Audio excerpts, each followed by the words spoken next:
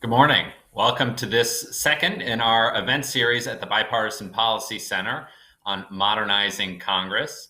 Today, we're going to talk about a lot of different ways to measure how Congress is doing, looking at staff diversity, looking at floor procedure and norms. We'll be looking at oversight, and finally, we'll be looking at what makes for effective lawmaking. We're joined today by really an all-star panel in this area. First, Dr. LaShonda Brenson, who's a senior fellow of diversity and inclusion at the Joint Center for Political and Economic Studies. Molly Reynolds, a senior fellow in governance studies at the Brookings Institution. Jamie Spitz, who's associate policy director for bipartisan governance at the Lugar Center. And Craig Volden, who is co-director of the Center for Effective Lawmaking. Welcome, everybody. We're really glad to have you here. Dr. Brenson, why don't we start with you and the work that the Joint Center has been doing looking at staff diversity. That's a topic that's been getting a lot of attention from the House Select Committee on the Modernization of Congress. And certainly it's something I think the public should try to learn more about. If our members of Congress are supposed to be representative of their communities and their constituents, it also seems to make sense that their staff should be too. So what do we know about that? Sure. Thanks for having me. So hi, everyone. I'm Dr. LaShonda Brenson with the Joint Center. Our Congressional Staff Diversity Program is focused on research and disseminating information on the importance of having a diverse staff. While federal laws require disclosure of employees' demographic information by federal agencies and private companies, Congress, who's supposed to represent all American citizens, do not provide such disclosure. So our work tries to shine a light on this by highlighting the extent to which personal offices and committee offices are diverse. Since 2015, our research has focused primarily on three positions that have been deemed essential across all congressional personal offices. So Chief of Staff, Legislative Director, Communications Director. And as you know, these unelected top staffers play an essential role in the function of the U.S. Congress. The U.S. Congress, especially the Senate, already lacks diversity among its membership, but developing a more racially diverse personal office staff could help offset this diversity by having staff to apprise members of various topics. Our 2020 report entitled Racial Diversity Among Top Staff in Senate Personal Offices found that people of color made up 40% of the US population, but only represented 11% of top staff positions in the Senate. And here's a chart from our report that you can find on jointcenter.org that displays what I just said. And so focusing on who constitutes senior leadership in congressional offices provides an insightful view into how representative our decision makers are. More importantly, it identifies structural underpinnings of leadership pathways in the institution. While it may be unintentional, the lack of diversity amongst staff and senior positions is essentially shutting out millions of Americans with distinct preferences and experiences from the policy-making process. Following the 2020 general election, the Joint Center found that 36.7% of senior personal office staff in amongst the 10 new senators were people of color, which outperformed the entire US Senate, as I referenced before, at 11%, as well as the hiring patterns of newly elected senators 2 years ago, which was at 7.7%. However, this only represents about 10% of the senators, and overall, there's significant lack of diversity amongst senators. And this map here we have on our website, you can see the hiring practices of all new senators. And we also have a similar map for the House, but I'm just focusing my remarks today on the Senate.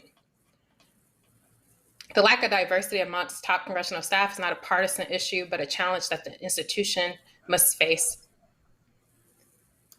We recently also launched an interactive report card that was exclusively featured in Politico that allows users to learn how U.S. full committee chairs and ranking members are faring when it comes to hiring diverse top staff on the Senate side.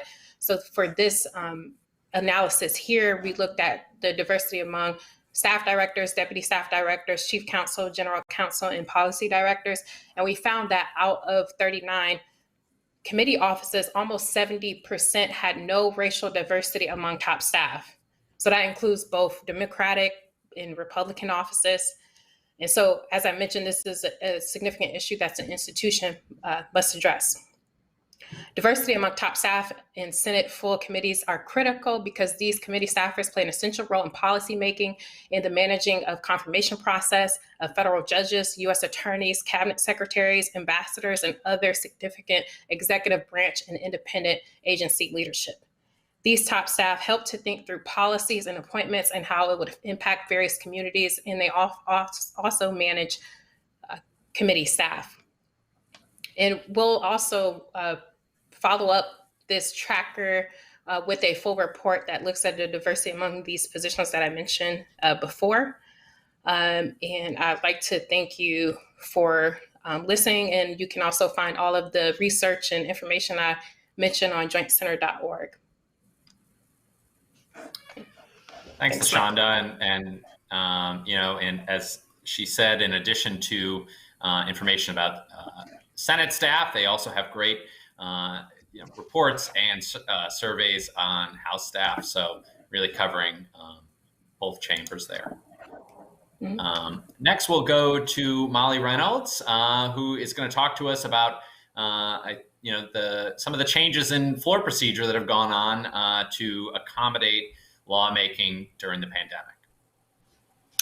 Great. Thanks, Michael. And thanks for having me. I want to talk today, as Michael sort of referenced, about two elements of congressional operations during the COVID-19 pandemic. I want to talk about how COVID has affected sort of what Congress is doing. And also I want to talk about how Congress has innovated in response to COVID. So for two projects that we have at Brookings, one is our long-running project, Vital Statistics on Congress, which measures a wide range of demographic and workload indicators related to the U.S. Congress. And a second, which is our oversight tracker, which looks at oversight by Congress of the executive branch. We collect comprehensive information on hearings in the House of Representatives. And so if you could put up my slides. Yes, so this first graph here is of House hearings by month for the 116th Congress. So going, for 2019 and 2020. And what I want you to kind of look at here is the overall height of those bars. And you can see that when we get to April of 2020, there's a huge drop off in the number of hearings that Congress is having. So this shows just how significantly COVID caused Congress to scale back its hearing operations. We have some evidence, however, on this the second graph, which is of letters sent by House committees, that committees may have actually been substituting these letters which request information from either executive branch agencies, from private sector actors, from a whole range of individuals and organizations, or they might also urge action. So they might urge an executive branch agency to take a certain step, and so we can see here that after March 2020, sort of once the pandemic kicked in, we actually have many more letters being sent. And one kind of interpretation that we have of this data is that because Congress was initially quite limited in their ability to meet in person, and then as they sort of evolved and innovated into some hybrid or fully remote hearings, they were doing more, using a different tool to still be quite active in committees in the House. And if we dig into these letters, we also see that a much larger percentage of these letters that involve oversight of the executive branch were signed by rank and file members. So generally, these letters, at a minimum, are signed by the chair of a committee or subcommittee. That's what gives them their sort of legal effect. But other members can sign on to them, and so we actually see more rank and file House members and more senators. So we see more letters that are across the two chambers after the start of the pandemic. Prior in the 116th Congress, prior to the start of the pandemic, about 20% of oversight letters included a signature from a rank and file member and or a senator. And for the rest of the 116th Congress, it was about a third. So again, I think one of the things that we saw is that as members were limited in some of their usual ways that they engaged and behaved in the chamber, they sort of substituted other things that they could continue to do more safely. We also see that if we kind of dig into these hearings and letters, we see that COVID was not surprisingly a very major substantive focus of congressional activity. So in 2020, about 44% of all of the letters related to executive branch oversight were about COVID, and about a quarter of all the letters. So if we look at ones that are and aren't oversight, and for hearings, we see that about a third of the oversight hearings, again, focused on COVID. So this shouldn't surprise any of us, but one of the things that that we can do with the data we collect is sort of give ourselves a gut check and say, are we seeing the things that we would expect to see? Another thing that we've been exploring in terms of Congress during COVID is the use of proxy voting in the House. So starting in May of 2020, the House was just sort of faced with this challenge of how to continue its operations while also keeping its members and staff, both staff in the personal offices, but also the thousands of people who make the Capitol run every day, floor staff, the staff of the Capitol Police, the architect of the Capitol, all of those people who need to go to work in person when the members are there, how to keep those folks safe during the pandemic. And where the House kind of settled was on this, what we call proxy voting, where a member could designate another member who would be physically present to cast votes on the floor in his or her stead. So if you were a member who did not feel safe traveling to Washington, you could name a proxy who would follow a prescribed set of steps to cast a vote for you on the floor. And so this graph that you see here tells us a little bit about sort of how much was proxy voting used in both the 116th, which is the light blue line, and the 117th Congresses so far. And what you can see here is that there's been some variety in kind of how heavily this tool has been used. So as of May 11th of this year, so about 10 days ago, there were 51 active proxies in the House. So that's so some members are still using it even now. That's about the same number as just before the November 2020 elections. That's what the yellow line indicates on that figure. And as the figure indicates, the number of active proxies has fluctuated over time. It's topped 100 twice, and both of those very high spikes in the number of active proxies correlate with both especially high COVID rates in the US. But at the end of 2020, we saw a number of retiring members who simply chose not to return to Washington after they had either chosen not to run for re-election or had lost re-election, used proxy voting to not have to return to Washington. And then in 2021, we also see a large increase connected to members concerned with their own safety following the January 6th insurrection at the Capitol. And then the last slide that I'll show you is also about proxy voting and tells us a little bit about differences in how members have made use of proxy voting, both within the 116th Congress and between the 116th and the 117th. So the left panel here is from 2020 and shows that sort of two common approaches to proxy voting were to use it for just a few days. So there were 47 members who had active proxies for 3 or fewer days, or for essentially all the votes in 2020 after proxy voting was put into effect in May.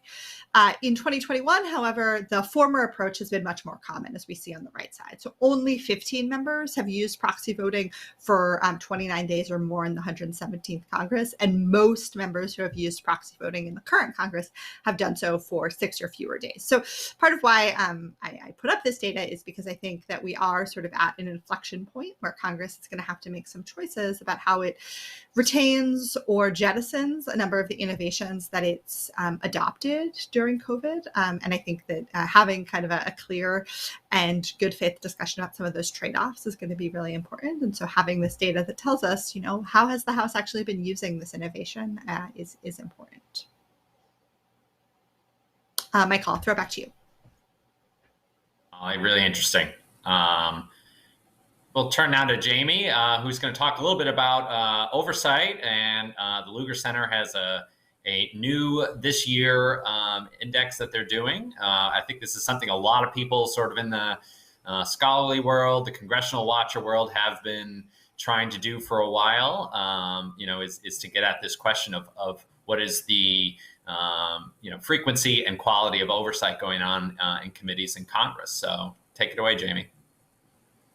Yeah, thanks so much for that introduction, Michael. And as you said, I'm here representing the Lugar Center, which was founded in 2013 in large part to study bipartisan governance. And a lot of our research focuses on incentivizing policymakers, giving them metrics to understand, how often they're working across the aisle, and in this case, how well they're performing oversight. So at some point in this conversation, I'm sure I will talk a little bit about our bipartisan index, which I'm sure a lot of people here are a little bit more familiar with. But in this presentation, as you said, I do want to focus a little bit more on this new study on congressional oversight.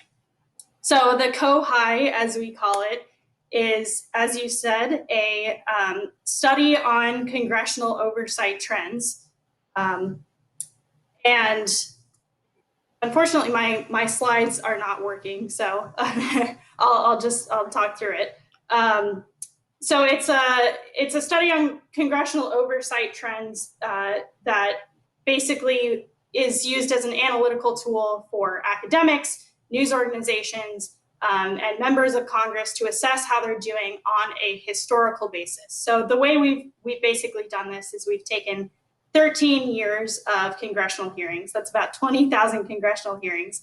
And we have categorized each of those based on their relationship to oversight. So, we've analyzed whether it's an investigative hearing where they're studying some malfeasance in agency conduct or in the private sector, or whether the committee is analyzing some policy that needs to be changed. And through these categorizations, we're actually able to come up with grades based on those historical standards for each congressional committee. So we see a lot of value in this in a few different ways. First of all, we think that oversight is very important. It ensures that there are co-equal branches of government. It provides checks and balances. Lack of oversight reduces government efficiency and expands unchecked executive power, which I think is something that this community has been talking about a lot in the last few years, especially. But the problem is that no standards up to this point have actually been established to objectively measure how much oversight is conducted by each committee. And so committee chairs can kind of use anecdotal evidence to say that they're performing adequate oversight when they might not actually be. So our approach is to construct an objective standard for each committee's oversight performance. And like I said, we do this by categorizing all of these congressional hearings and understanding the oversight content of how much the committee is, or how much oversight each committee is performing, and how much oversight each committee is expected to perform based on these historical trends. And by doing so, we're actually able to understand which committees are dedicating the time to oversight. We're able to hold legislators accountable for performing their Article I responsibilities. So the first thing you'll see when you come to our COHI site is basically a list of grades of how well committees are performing. And right now, the grades are for the 116th Congress, but we're actually able to track how committees are doing mid-Congress. So come July 1st, we'll actually be switching over to the 117th Congress and providing grades for current committees based on the hearings that they've held in 2021. So this is something that we constantly update and something that researchers can continue to use and something that committee chairs can continue to use to assess their performance contemporaneously. Furthermore, they're actually able to analyze, each committee is actually able to analyze on a deeper level kind of which types of hearings they're falling short on. So as I said, we assess the oversight content of each hearing, and then we're able to assess, how well they're doing on a historical standard for each of these metrics. So, for example, if a committee is falling short on their investigative oversight hearings, for example, if they're holding fewer than is expected hearings of studying agency malfeasance or agency conduct hearings, then that's something that they can assess on our website. So I think this study has a lot of useful applications, obviously for the academic community who wants to understand oversight a little bit more thoroughly, but it also has very useful applications for committee chairs themselves to actually hold themselves accountable for the oversight that they're performing. And we're definitely, with the change of Congress, we're certainly in an era where it is important for committee chairs to hold themselves accountable for providing a check on executive power, especially when the parties align. I think it's pretty typical for committee chairs to lose sight of performing oversight, but this gives a pretty objective standard in order for them to do so. So I'm really excited to talk a little bit more about it today, and I'll go back to you, Michael. Great, thanks, Jamie. It's really encouraging to see. I know it's something a lot of people have been chasing, trying to crack the code on that, and so glad we'll get to dig into it today. Yeah. And now we're gonna turn to Craig Bolden, who's co-director of the Center for Effective Lawmaking. He's also a professor of public policy and politics at the University of Virginia, and he's been looking at, I would say, an equally tough measurement of trying to figure out how do we assess which lawmakers are more and less effective. So, Craig, tell us more about what you all are doing. Yeah, thanks so much, Michael. So the Center for Effective Lawmaking is a joint endeavor between the University of Virginia and Vanderbilt University. And our mission is to advance the generation, communication, and use of new knowledge about the effectiveness of individual lawmakers and legislative institutions. Undergirding a lot of our work are the CEL's legislative effectiveness scores. These scores are designed to measure each legislator's proven ability to advance his or her agenda items through the legislative process and into law. Our scores combine 15 metrics of legislative activity. Specifically, we look at 5 stages of the lawmaking process. So we measure how many bills each member of the House or the Senate introduced in a given Congress, how many of them received action in committee, like a hearing, how many received action beyond committee, reaching the floor of the House or the Senate, how many passed their home chamber, and how many became law. And across these 5 stages, we capture 3 levels of bill significance, downgrading commemoratives and upgrading the most substantive and significant bills. We combine these all into a single weighted measure for each member of the House and each senator, scaled to an average value of 1 in each Congress. Our data extend back to the early 1970s, and in March, we released our scores for the recently completed 116th Congress.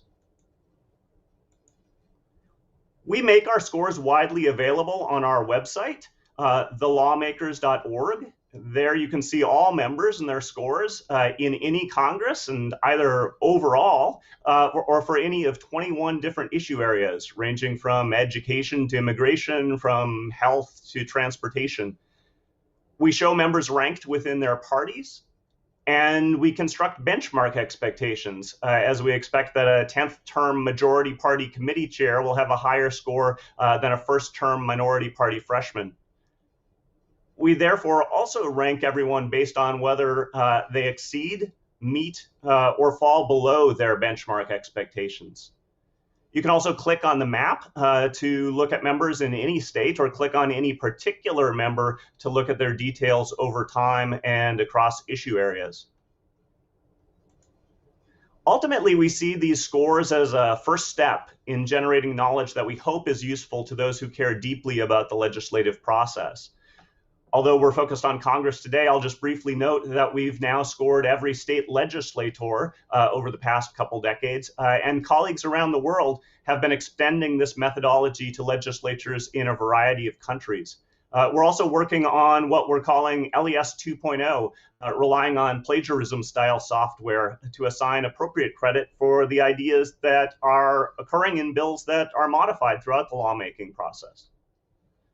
I'll quickly highlight 4 areas in which we believe these scores and the research that they allow might be valuable in evaluating and improving lawmaking in Congress.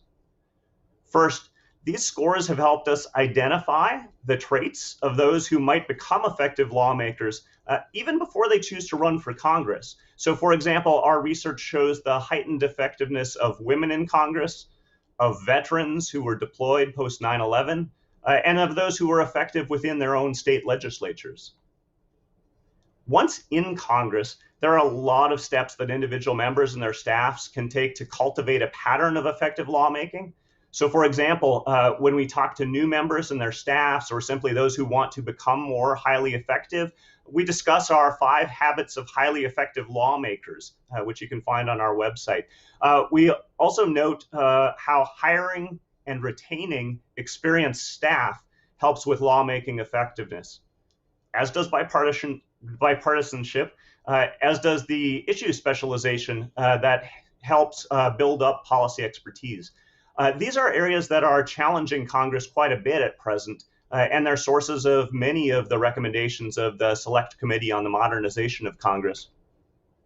In terms of institutional reforms, our work exploring the effects of legislative institutions that vary across the states offers some insights for those who seek reforms within Congress. So specifically, we see how power over lawmaking outcomes shifts for states that grant more minority party rights, or for states with larger versus smaller legislatures, relevant because it's occasionally proposed to increase the size of the US House, for example. Our work also highlights some of the costs of term limits placed on committee chairs and subcommittee chairs in Congress. Finally, our research suggests conditions under which members of Congress are held accountable based on their effectiveness at lawmaking. So, for example, we find that those who are below expectations relative to their benchmarks are much more likely to face quality primary challengers and to lose their primary election battles than are those who are more effective. I'm happy to answer questions on any of these fronts. And thanks again, Michael. Great. Thanks, Craig. And just really quickly now, I'm going to turn to our work at the Bipartisan Policy Center. We have, since 2015, been measuring Congress on a set of metrics we call the Healthy Congress Index. This is essentially a set of measures of how well the legislative process is working, functionality of the legislative process. We go pretty far back in our data, and there's been some interesting developments that we saw this year that we think are sort of unique to COVID-19 and how Congress has tried to adapt to that. First one I'll start out with is a pretty hot topic right now in Washington and across the country. This has to do with the filibuster, and I know we're all eagerly waiting to see what its fate will be this Congress, if anything happens with it. But a lot of people, use cloture votes on legislation as one way to estimate or measure when filibusters might have happened. At BPC, what we've done is we've tried to break out legislative cloture votes as opposed to nominations ones. We looked at there was a lot of noise in the data created around nominees, particularly after 2013 when the cloture precedent was changed for nominees. And so by breaking these out, we actually see that the extreme nature of use of the filibuster really gets reduced when you just look at legislation. Now, that doesn't mean that members aren't doing other things to try to slow down the process. It might just reflect that leaders are less willing to bring bills up and have to face a cloture vote rather than with nominees, where cloture votes have really just become a routine part of the process for most nominees to be confirmed. So, a lot of what we're seeing here, is stability across time. We did see a couple of big jumps in the 110th Congress, 114th Congress, with those particularly, might be attributed to, we look at, those are Congresses where the president was in one party and the majority in the Senate was another. So the 110th Congress was the last 2 years of the George W. Bush administration, and Democrats had just taken control of the Senate. And so, one potential pattern you see there might be minority Republican senators, essentially trying to prevent legislation from coming up that the president might have to veto. We see that again in the 114th Congress, which was the last 2 years of the Obama administration. You had a newly elected Republican majority, a Democratic minority, and again, we see a similar pattern where that jumps up. One thing, looking at this another way rather than just the raw numbers, is how often is cloture invoked and how often does cloture fail? And that's had a little bit more, variance over time, at least in recent years. So in the previous Congress, it was about half the time. But before that, in the 115th Congress, cloture was invoked, 75% of the time. And so, some of these, just suggest that, you've got a change in, both the probably external political environment that members of Congress are facing, but also, a change in culture in the institution itself. The next thing we look at is, we've tried to estimate how often is Congress really having a substantive working day in Washington. And so, we really dig in. We look at the congressional record for each day for certain criteria. And what we've done here is break out over time. So the lower bar chart, what you're looking at is data for the 116th Congress. And then the red line you see toward the top is the average of recent previous Congresses that we measure. And so, what we see in the Senate, is that last Congress, the Senate basically underperformed for the most part its recent predecessors. But this allows us to kind of look at, you do have kind of a sudden drop off in quarter two around the COVID crisis, and Congress eventually, for the most part, figured out how to come back from that, and it ends up hitting about where it would in the third quarter. The fourth quarter, we look at Congress's activity. So this mostly covers a period after Election Day, or largely covers a period after Election Day. Congress was very busy with a number of different things that they were trying to address. Certainly we had lots of questions around how the country was going to still respond to the COVID crisis. We had impeachment. And so, we see the Senate spending more time in person. I think something interesting and important to note, and Molly got at this partly, was that the Senate and the House adopted very different practices for how to respond to COVID-19. While the House adopted a proxy rule that allowed some members to remain away from the Capitol and other members to vote on their behalf, the Senate did not do that. And so what the Senate did was implement more in-person type precautions. So this was spreading out, the number of members who could be on the floor at one time. Members had to wear masks on the floor, although it was not a Senate rule. That was the strong encouragement of their leadership. And so, it makes some sense that the Senate, had some bigger drop off as the COVID crisis really hit, and they were trying to figure out what was safe, what was not safe, and how they would adapt. Let's see here. I might be missing one of my slides. Unfortunately, that's on me. But yeah, so unfortunately, I'm not going to be able to show you what the House data looked like because I think I left out one of my slides. But I think what we do actually end up seeing in terms of working days is the House does not really have as big of a drop off last Congress. And I actually, I attribute that to basically is that by implementing a proxy system, it made it easier for the House to continue doing business sort of as usual and a much steadier schedule, even if members were away from Washington for a large part. So a little bit that both sort of, I guess it kind of games our data in a little bit in that, yes, Congress was doing substantive legislative work, even if a lot of members were away from Washington. But at the same time, I think it just, it highlights how quickly the House adapted and changed. Another thing we look at is this is on special rules for the consideration of bills. This is something we use to measure basically, how much deliberation, debate, and consideration of different policy proposals goes on the House floor. So you can really see over time here a change. An open rule is one where any amendments are allowed on the floor.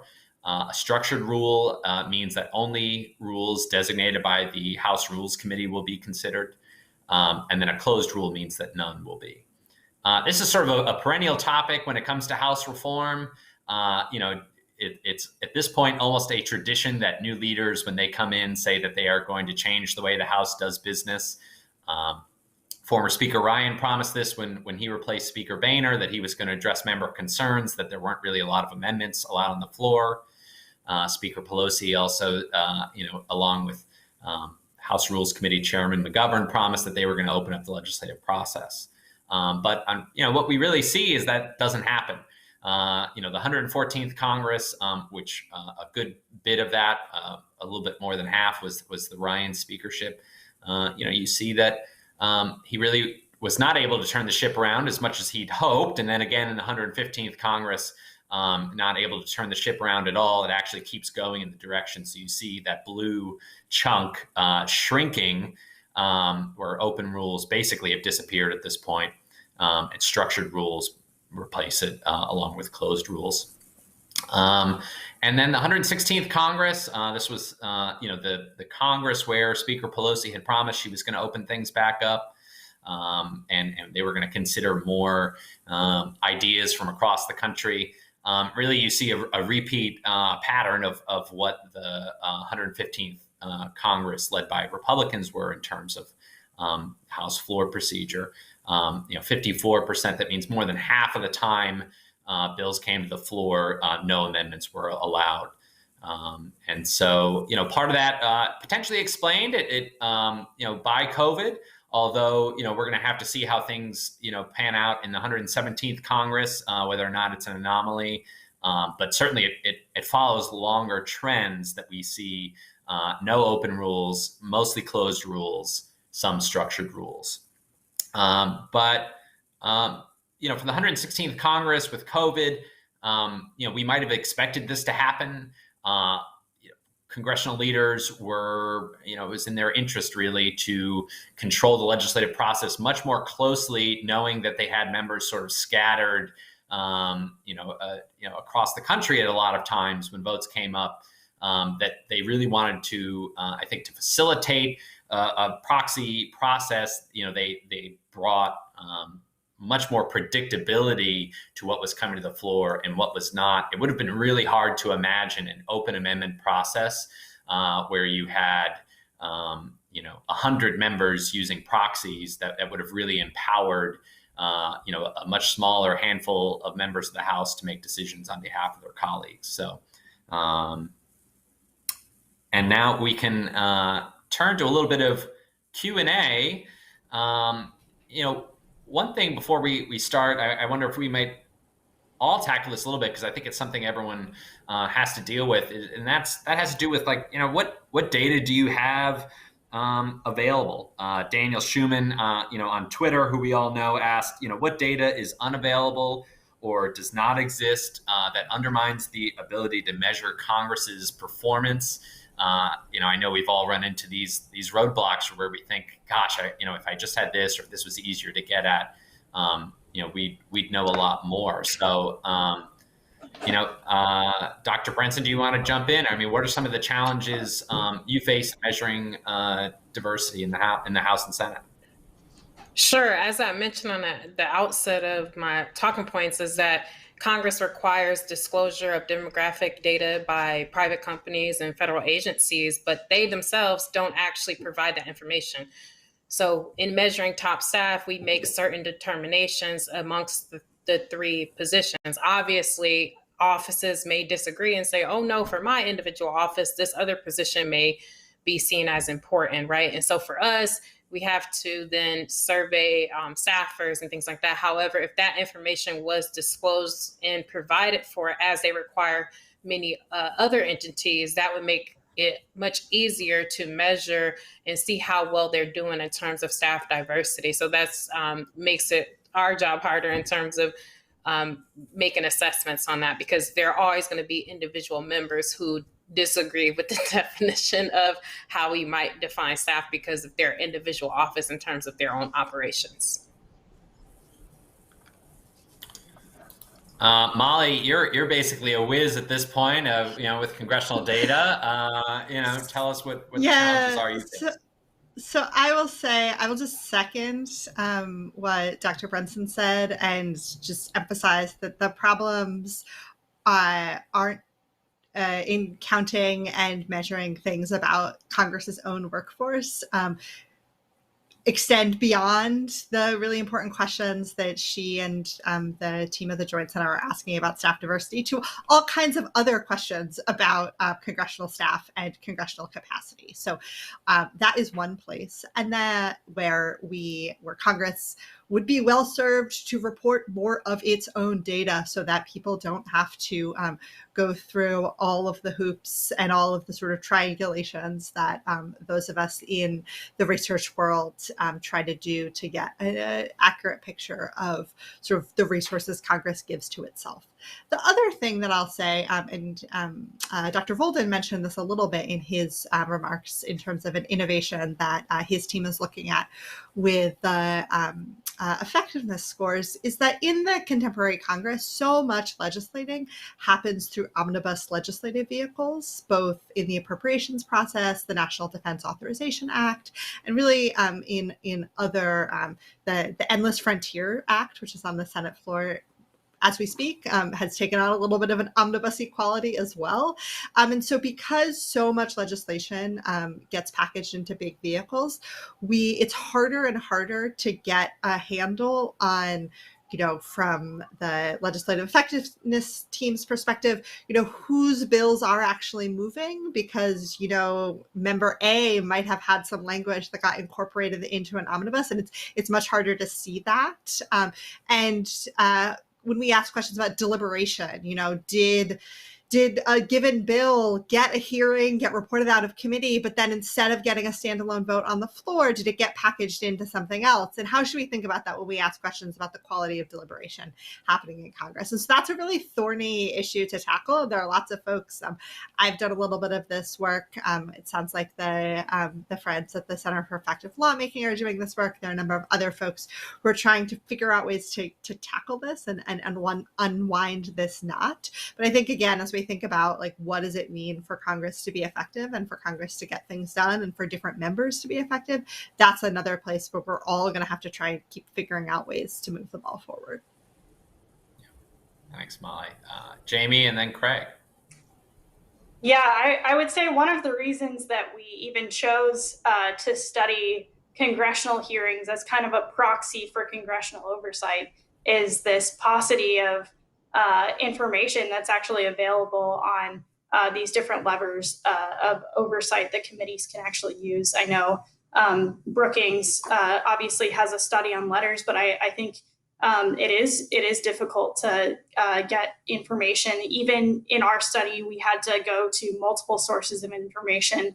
The GPO, the Library of Congress, takes sometimes years to publish hearings, and so it's difficult to gather that amount of information and to really understand what's going on when it's not publicly available. Craig, I imagine, with the really complex and refined, formula that you all have come up with, that runs into some data challenges. Right, and I think it would reflect on the past couple of comments. First, what's going on in committees, not just their oversight, which is tremendous work, but also during a markup, whose ideas are incorporated during committee amendment process, who has influence and how can we detect that? We're starting to tease a little bit out of that with the changing bill language, but the black box of committees is really something where I think all of us would benefit a lot more from seeing the work that's done there. Now, our scores have kind of highlighted the continued decline of policymaking in committee, more of the omnibus, more of party leadership stepping into that space. But committees are still very, very important to the lawmaking process and having a better sense of what's going on there and how it influences the laws under which we're operating across the U.S. That's just crucial moving forward. Yeah, part of the purpose of this series is we're really trying to inform what is sort of this season of reform that is going on in and around Congress. And so, just sort of based on, your research, I want to ask some questions about what can Congress do to do better in these areas. Obviously, us having better data will help us measure them better, which is great. But what are some of the changes that Congress might make that might improve, diversity and inclusion, might improve the, environment for lawmaking and procedures on the floor, oversight? Why don't we start with you, Molly?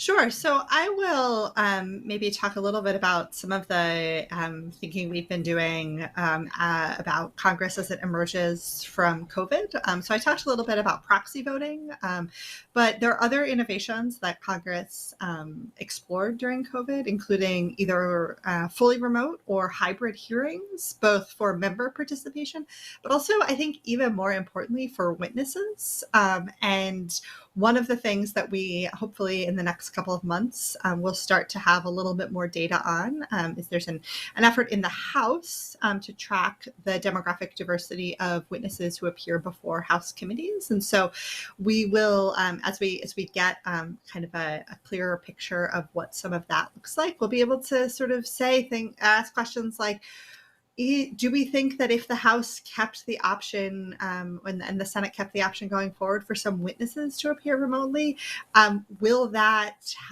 allow them to hear from a broader range of voices from a different set of Americans than just folks who either are already in Washington or who can travel to Washington? And I think that's going to be a really important conversation for Congress to have as it comes out of the pandemic. And I would urge them to think about, how important it is that they can hear from a broader set of Americans, and that having witnesses participate remotely might help them do that. And the same is true of, what, if any, parts of proxy voting or other remote participation for members should they maintain. So, members have used proxy voting to keep themselves safe from COVID, but we've also seen things like members be able to continue to vote while on parental leave in a way that was not true when proxy voting was not in place. So there, were stories about people like Tammy Duckworth and Jamie Herrera Butler bringing their tiny infants to the floor of the House to vote because they had no other option. And now we see that, proxy voting might, or something like it, might provide an option for members who are facing a wide range of life circumstances to continue to participate in their vital duties in some ways. And so I think that, again, as we move forward, having Congress have a good faith, honest reflection on what are some lessons that they should take away from how they operated during the pandemic is going to be really important.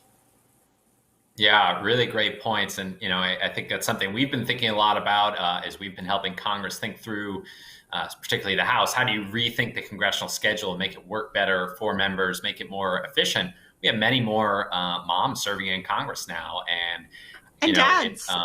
Dads. One of the people who I think currently is voting by proxy as a result of being on parental leave is Colin Allred of Texas, whose wife has had two kids while he's been serving in Congress, and that allows him to keep doing his job while also being fulfilling his responsibilities to his family. So I just think it's a really important conversation to have. Yeah, absolutely. Dr. Brinson, I know there. It seemed to me like in the data, at least this Congress, we saw some improvements in the Senate, and you could speak to whether there have been improving trends in the House. But I'm curious, are there things Congress has done to help in this area, and what are some things they still could do? Yeah, so there's been improvements amongst the new members according to the trackers that we made relative to new members in the previous Congress and 116th, and then just overall patterns that we see in the House and the Senate. However, the new members make up a small proportion of overall members, so there's still significant work to be done. I think on the House side, what we've seen is the establishment of the Bipartisan Office of Diversity and Inclusion. I think that has helped signal to members that the institution is focused on this issue, and I think that they're working through how to best help members. I think the Senate should do something similar on the Senate side. The Senate Dems have had an office for a long time, but the Senate Republicans, I know, are focused on the issue, but I think it would be an important signal to send as an institution to establish a bipartisan office as well on the Senate side. And that, I think, is just going to help members be more intentional in terms of how they think through the hiring process, because these members, these staff are just so overburdened with the work that it is to be done. And so sometimes they don't have the time to really think through strategically and intentionally through the process in terms of recruiting from other aspects, minority serving institutions and different things like that to attract a more diverse talent pool.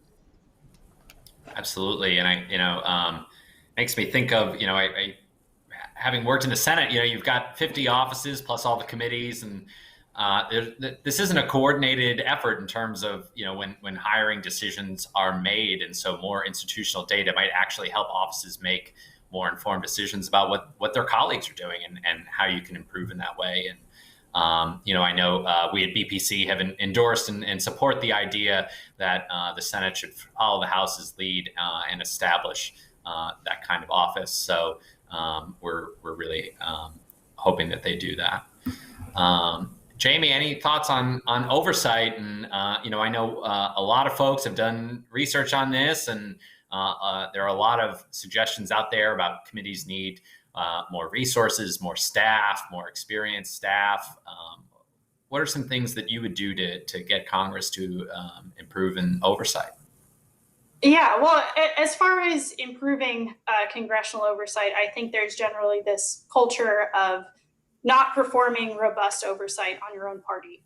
That's definitely something that we saw in the 116th Congress. There was a very clear split between the House and the Senate, where House committees that were controlled by Democrats got 9 of them received A's, and a few of them had performed, outperformed any oversight activity in committee history.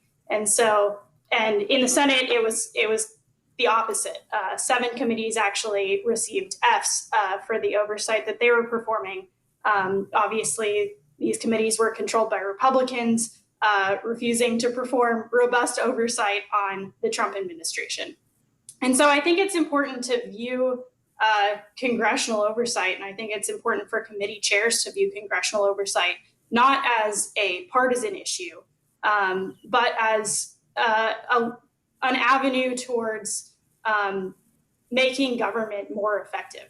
I think this is something where we are kind of at a prime time for these Democratic committees, especially in the House, that performed really well in the 116th Congress, to continue performing adequate, robust oversight.